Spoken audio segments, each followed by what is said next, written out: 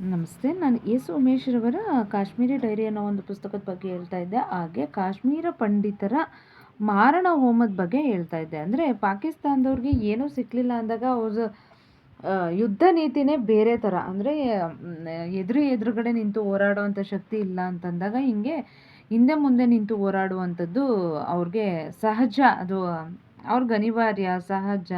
ಅದೇ ಅವ್ರ ನೀತಿ, ತಂತ್ರ ಎಲ್ಲ ಏನೇನು ಹೇಳ್ಬೋದು ಅದೆಲ್ಲ. ಅವ್ರಿಗೂ ಗೊತ್ತಿರುತ್ತೆ ನಾವು LOC ಅಂದರೆ ಗಡಿ ನಿಯಂತ್ರಣ ರೇಖೆಯನ್ನು ದಾಟಿ ನಾವು ಹೋಗಿ ಯುದ್ಧ ಮಾಡೋಕ್ಕೆ ಆಗಲ್ಲ. ಕಾರಣ ಗೊತ್ತಿರುತ್ತೆ ನಮಗಿಂತ ಭಾರತ ಬಲಿಷ್ಠವಾದ ದೇಶ ಅಂತ. ಹಾಗಾಗಿ ಅದು ಏನು ಮಾಡುತ್ತೆ, ಒಂಥರ ಹೈಬ್ರಿಡ್ ವಾರ್ ಅಂತ ಕರಿತೀವಿ ಈ ಯುದ್ಧಕ್ಕೆ. ಇದಕ್ಕೆ ಹಲವಾರು ನಿಯಮಗಳು ಏನು, ಒಂದು ಸಿದ್ಧಾಂತದ ಮೇಲೆ ಯುದ್ಧ, ಫೈನಾನ್ಷಿಯಲ್ ವಾರ್ ಮಾಡುವಂಥದ್ದು, ಆರ್ಥಿಕ ಯುದ್ಧ, ಶಕ್ತಿ ಯುದ್ಧ, ಎನರ್ಜಿ ವಾರು, ಮನೋಯುದ್ಧ, ಆ ಥರ ಮಾಹಿತಿ ಯುದ್ಧ, ಇನ್ಫಾರ್ಮೇಷನ್ ವಾರು, ಮಾಧ್ಯಮ ಮೀಡಿಯಾ ವಾರು, ಸೈಬರ್ ವಾರು, ಹಿಂಗೆ ಇಲ್ಲ ಸಲ್ಲದ ಕಾಂಬಿನೇಷನ್. ಇದೇನು ಅಂತ ಅರ್ಥ ಆಗದೇ ಇರ್ಬೋದು ಸಹ ಅದೆಲ್ಲ ಇವರು ಏನು ಪಾಕಿಸ್ತಾನದವರು ಒಳ್ಳೊಳಗಡೆನೆ ಮಾಡುವಂಥದ್ದು. ಅದು ಆ ತಂತ್ರ ಹೆಂಗೆ ಅಂತ ಹೇಳ್ತೀನಿ ನೋಡಿ.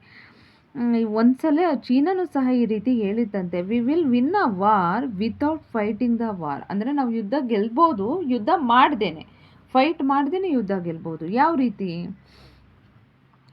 4 ಜನ ಉಗ್ರರನ್ನು ದೇಶದ ಒಳಗಡೆ ಬಿಡುವಂಥದ್ದು, ಅಂದರೆ ಕಾಶ್ಮೀರಕ್ಕೆ ಅವರನ್ನು ಕಳಿಸುವಂಥದ್ದು. ಅವರೊಂದಷ್ಟು ಜನಕ್ಕೆ ಎತ್ತು ಕಟ್ತಾರೆ, ಒಂದಷ್ಟು ಜನನ ಉದ್ರೇಕಗೊಳಿಸ್ತಾರೆ. ಅವರು ಏನೋ ನಮ್ಮ ಸೈನಿಕರ ವಿರೋಧ ಅಂತ ಕಲ್ಲೆಸೆಯುವಂಥದ್ದು. ಇದನ್ನು ನಾವು ಕಾಶ್ಮೀರದಲ್ಲಿ ಸತತವಾಗಿ ನೋಡ್ತಾ ಇರ್ತೀವಿ, ನ್ಯೂಸ್ ಪೇಪರಲ್ಲಿ ಕೇಳ್ತಾ ಇರ್ತೀವಿ, ನ್ಯೂಸಲ್ಲಿ ನೋಡ್ತಾ ಇರ್ತೀವಿ. ಇದಕ್ಕೇನು ಶತ್ರು ದೇಶ ಹೆಚ್ಚಿಗೆ ಖರ್ಚು ಮಾಡುವಂಥದ್ದು ಏನು ಬೇಡ, ಮತ್ತೇನೂ ಬೇಡ. ಆಮೇಲೆ ಮತ್ತೆ ಒಂದು ಕಡೆ ಈಗ ಪೊಲೀಸರನ್ನು ಕಟ್ಟಾಕುವಂಥದ್ದು, ಅಲ್ಲ ಯೋಧರನ್ನು ಹಿಡಿದ್ಬಿಟ್ಟು ತಮ್ಮಲ್ಲಿ ಸೆರೆ ಇಟ್ಕೊಳ್ಳುವಂಥದ್ದು, ಅಲ್ಲದೆ ಮಾದಕ ವಸ್ತುಗಳನ್ನು ಗಡಿಯೊಳಗಡೆ ಕಳಿಸುವಂಥದ್ದು, ಆಮೇಲೆ ಬೇರೆ ಕಡೆ ಅಕ್ರಮ ಹಣ, ಹವಾಲ ಹಣ ಅಂದರೆ ಕಪ್ಪು ಹಣವನ್ನು ಚಲಾವಣೆ ಮಾಡುವಂಥದ್ದು, ಅಕ್ರಮವಾಗಿ ಶಸ್ತ್ರಾಸ್ತ್ರಗಳನ್ನು ಗಡಿಗೆ ಕಳಿಸುವಂಥದ್ದು. ಆಮೇಲೆ ಈ ಧರ್ಮದ ಹುಚ್ಚಿಡ್ದಿರ್ತದಲ್ಲ ಅಂಥ ಯುವಕರನ್ನು ಒಂದಷ್ಟು ಅವ್ರಿಗೆ ಏನು ಕೈಗೆ ಕಾಸಿಟ್ಟು ಅವರನ್ನು ಉಗ್ರ ಚಟುವಟಿಕೆಗಳಿಗೆ ಆಯ್ಕೆ ಮಾಡ್ಕೊಳ್ಳುವಂಥದ್ದು, ಅವ್ರಿಗೆ ತರಬೇತಿ ನೀಡುವಂಥದ್ದು, ತಲೆ ಕೆಡಿಸುವಂಥದ್ದು, ಒಂದಷ್ಟು ದುಡ್ಡನ್ನು ಕೊಟ್ಟರೆ ಅವ್ರು ಏನು ಬೇಕಾದರೂ ಮಾಡೋಕ್ಕೆ ರೆಡಿ ಇರ್ತಾರೆ, ಅಂಥವ್ರನ್ನ ಬಳಸ್ಕೊಳ್ಳುವಂಥದ್ದು. ಉದಾಹರಣೆಗೆ ಎಂಥ ಇದು ಲಷ್ಕರ್ ಇ ತೊಯ್ಬಾ, ಜಮಾತೆ ದಾವ ಉಗ್ರ ಸಂಘಟನೆಗಳು ಇವು ಅಷ್ಟೇ. ಆಮೇಲೆ ಇವರು ಪಾಕಿಸ್ತಾನದ ಪ್ರಮುಖ ನಗರಗಳಲ್ಲಿ ನಿಂತು ಏನು ಭಾಷಣವನ್ನು ಮಾಡುವಂಥದ್ದು. ಪಾಕಿಸ್ತಾನದ ಉದ್ದೇಶ ಏನು, ನಮಗೆ ಬೇರೆ ಏನೂ ಇಲ್ಲ, ನಮ್ಮ ಕಾಶ್ಮೀರವನ್ನು ಪಡ್ಕೊಳ್ಳುವಂಥದ್ದು, ಅದೇ ನಮ್ಮ ಉದ್ದೇಶ. ಇಂಥದ್ದಕ್ಕೆ ನೀವು ನಮಗೆ ನೆರವಾಗಬೇಕು. ಅದಕ್ಕೆ ನೀವು ಕಾಶ್ಮೀರದಲ್ಲಿ ಸದಾ ಉಗ್ರರು ಜಾಗೃತವಾಗಿರಬೇಕು, ಸನ್ನದ್ಧವಾಗಿರಬೇಕು. ಈ ಕಾರಣಕ್ಕೆಲ್ಲ LOC ಅಂದರೆ ಗಡಿ ನಿಯಂತ್ರಣ ರೇಖೆಯಲ್ಲಿ ಯುದ್ಧ ಮೊಳಗ್ತಾನೇ ಇರಬೇಕು, ಬುಲೆಟ್ಗಳ ಸೌಂಡು ಕೇಳಿಸ್ತಾನೇ ಇರಬೇಕು, ಯಾವಾಗಲೂ ಉಗ್ರ ನಾಯಕರು ಸಕ್ರಿಯವಾಗಿರಬೇಕು. ಈ ರೀತಿ ಅವ್ರನ್ನ ರಾಜಕೀಯವಾಗಿ, ಆರ್ಥಿಕವಾಗಿ, ಮಾನಸಿಕವಾಗಿ ಎಲ್ಲ ರೀತಿಯಿಂದನೂ ಬಳಸ್ಕೊಂಡು ಅವರನ್ನು ಗದ್ದಲ ಎಬ್ಬಿಸೋದು. ಇದೆಲ್ಲವನ್ನು ಮಾಡುವಂಥದ್ದೇ ಈ ಹೈಬ್ರಿಡ್ ವಾರು ಅಂತ ನಾವು ಹೇಳ್ಬೋದು. ಇದಕ್ಕೆಲ್ಲದಕ್ಕೂ ನಮ್ಮ ಸೈನ್ಯ ದಿಟ್ಟ ಉತ್ತರವನ್ನು ಕೊಡ್ತಾ ಬಂದರೂ ಸಹ, ಎಲ್ಲೆಲ್ಲಿ ಉಗ್ರರು ಕಾಣ್ತಾರೆ ಅವ್ರನ್ನೆಲ್ಲ ಎಲ್ಲೆಲ್ಲಿ ಕೊಲ್ತಾ ಬಂದ್ರೂ ಸಹ ನಮಗೆ ಪೂರ್ಣ ಪ್ರಮಾಣದ ಗೆಲುವು ಸಿಕ್ಕೋದೇ ಇಲ್ಲ. ಯಾಕೆ ಅಂತಂದರೆ ನೋಡಿ, ಒಂದು ಕಡೆ ನಾವು ಉಗ್ರರನ್ನು ಕೊಲ್ತಾ ಬಂದರೆ ಮತ್ತೊಂದು ಕಡೆ ಹುಟ್ಕೊಳ್ತಾನೆ ಹೋಗ್ತಾರೆ. ಅದನ್ನು ನಿಯಂತ್ರಣಗಳನ್ನ ತಗೊಳ್ಳೋದು ಕಷ್ಟ.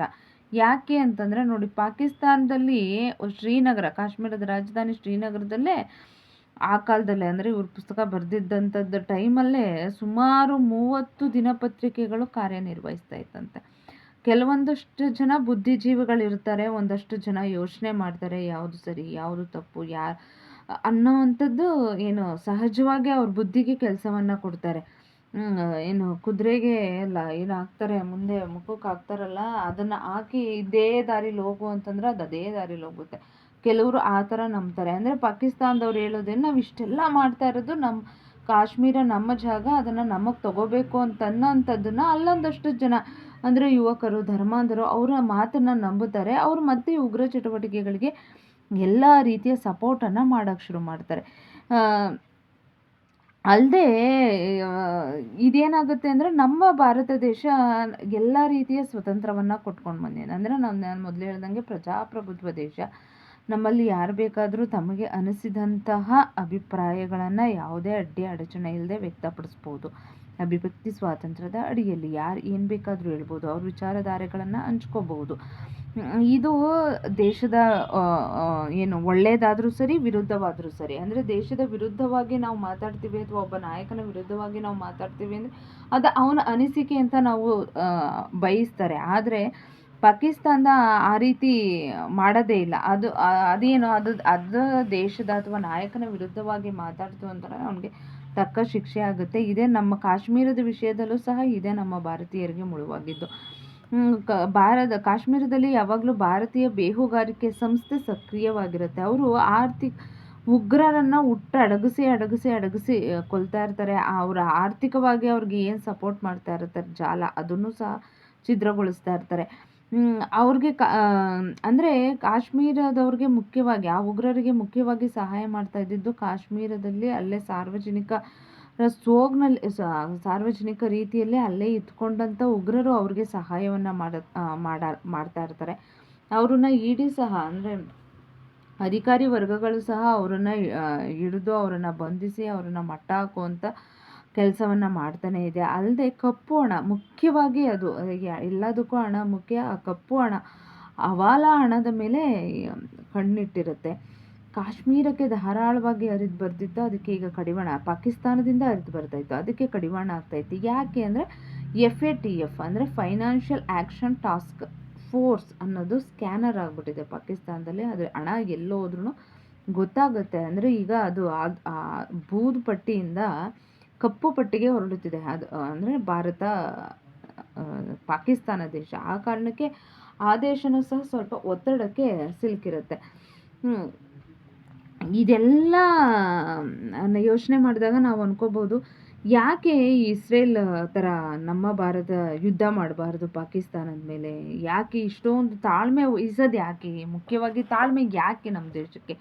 ಒಂದು ಸತಿನೇ ಅವರು ಅಮೇರಿಕದವ್ರ ಮುಂದೆ ಮಂಡಿ ಇವ್ರು ಕೂತ್ಕೊಂಡ್ರು, ಅದು ಕೂತ್ಕೊಂಡ್ರು, ಇದು ಕೂತ್ಕೊಂಡ್ರು ಅಂದ್ಕೊಂಡು ನಾವು ಯಾಕೆ ಕ್ಷಮಿಸ್ತಾ ಬರ್ತಾ ಇದ್ದೀವಿ? ಯಾಕೆ ಒಂದೇ ಸಲ ನಾವು ಡಿಸಿಷನ್ನ ತಗೋಬಾರ್ದು? ಯಾಕೆ ಅಂತಂದರೆ ಇಸ್ರೇಲ್ಗೆ ಅಮೇರಿಕಾದ ಸಂಪೂರ್ಣ ಸಹಕಾರ ಇದೆ. ಇಸ್ರೇಲು ಅಕ್ಕಪಕ್ಕ ಪರಮಾಣು ಅಸ್ತ್ರ ಹೊಂದಿರುವಂತಹ ನೆರೆಯ ದೇಶಗಳು ಯಾವುದೂ ಇಲ್ಲ. ಅಲ್ಲದೆ ಅದು ನೆರೆಯ ದೇಶಗಳೊಂದಿಗೆ ನಾವು ಭಾರತ ದೇಶ ನಾವು ಅಕ್ಕಪಕ್ಕದವ್ರ ಜೊತೆ ಹೋರಾಡ್ತಿರೋದೇ ಬೇರೆ, ಇಸ್ರೇಲ್ ಹೋರಾಡ್ತಿರೋದೇ ಬೇರೆ. ಪಾಕಿಸ್ತಾನದ ವಿರುದ್ಧ ಯುದ್ಧ ಮಾಡಬೇಕೇ ಬೇಡವೇ ಅನ್ನೋಂಥದ್ದು ನಮಗೆ ನಾಯಕರಿಗೆ ಬಿಟ್ಟಿದ್ದು ಅಥವಾ ಕೇಂದ್ರ ಸರ್ಕಾರಕ್ಕೆ ಬಿಟ್ಟಿದ್ದು ಅನ್ನೋದಾದ್ರೂ ನಾವು ನಮ್ಮ ನಾಯಕರು ಅಂದರೆ ಮೋದಿಜಿ ಅವರು ಯೋಚನೆ ಮಾಡೋದಿರ್ಬೋದು, ಹಿಂದಿನವ್ರು ಯೋಚನೆ ಮಾಡ್ಕೊಂಡು ಬಂದಿದ್ದ ರೀತಿ ಇರ್ಬೋದು. ಫಸ್ಟು ಯುದ್ಧ ಅಂದ ತಕ್ಷಣಕ್ಕೆ ಈಗ ತುಂಬ ರಷ್ಯಾ ಉಕ್ರೇನ್ ಯುದ್ಧ ನಡೀತಾನೆ ಇದೆ. ಆರ್ಥಿಕವಾಗಿ ಪ್ರತಿಯೊಂದರಲ್ಲೂ ಸಾವಿರಾರು ಯೋಧರು ಸಾಗಿರ್ಬೋದು, ಆರ್ಥಿಕವಾಗಿ ಮುಗ್ಗಟ್ಟಾಗಿರ್ಬೋದು. ಅದನ್ನೆಲ್ಲ ಮುಂಬರುವ ದಿನಗಳಲ್ಲಿ ಎದುರಿಸುವಂತಹ ಆರ್ಥಿಕವಾಗಿ ಸಾಮಾಜಿಕವಾಗಿ ನಾವು ಸದೃಢರಾಗಿರಬೇಕು. ನಮ್ಮ ಭಾರತದ ಪರಿಸ್ಥಿತಿಯನ್ನು ನಾವು ಯೋಚನೆ ಮಾಡಬೇಕು. ಅಗಾಧವಾಗಿ ಇರ್ತಾ ಇರುವಂಥ ಜನಸಂಖ್ಯೆಯಲ್ಲಿ ಮುಂದಿದ್ದೀವಿ.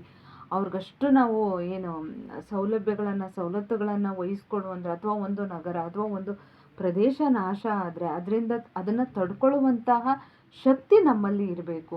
ಅಲ್ಲಿನ ಮುಗ್ಧ ಜನರು ಪ್ರಾಣಹಾನಿಯನ್ನು ಸಹ ನಾವು ಯೋಚನೆ ಮಾಡಬೇಕು. ಆ ಕಾರಣಕ್ಕೆ ಬಹುಶಃ ನಮ್ಮ ರಾಜಕೀಯ ನಾಯಕರಾಗಿರ್ಬೋದು ಯೋಚನೆ ಮಾಡ್ತಿರ್ತಾರೆ ಅಂತ ಅನ್ಕೋಬೋದು. ಅಲ್ಲದೆ ಭಾರತದ ಸೈನ್ಯ ಸಾಕಷ್ಟು ಉಗ್ರರನ್ನು ಮಟ್ಟ ಹಾಕೋದಕ್ಕೆ ಪ್ರಯತ್ನ ಪಡ್ತಾನೇ ಇದೆ ಇನ್ನೂ ಸಹ.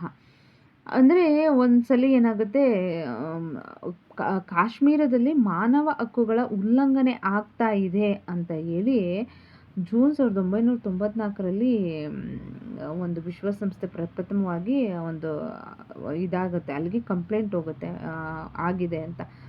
ಆ ಟೈಮಲ್ಲಿ ಭಾರತವು ಸಹ ತನ್ನನ್ನು ತಾನು ಸಮರ್ಥಿಸ್ಕೊಳ್ಬೇಕಾಗಿತ್ತು. ಯಾಕೆ ಅಂತಂದರೆ ಒಂದು ನಾನು ಮೊದಲೇ ಹಿಂದೆ ಹೇಳಿದ್ದೆ, ಏನು ಕಾಶ್ಮೀರ ಭಾರತಕ್ಕೆ ಸಿಗಬೇಕಾ ಪಾಕಿಸ್ತಾನಕ್ಕೆ ಸಿಗಬೇಕಾ ಅನ್ನೋ ಒಂದು ವಿಷಯದಲ್ಲಿ ನೆಹರೂರವರು ಯಾರ ಮಾತನ್ನು ಕೇಳದೇ ವಿಶ್ವಸಂಸ್ಥೆಗೆ ಆಹ್ವಾನ ಕೊಟ್ಬಿಟ್ಟಿರುತ್ತೆ.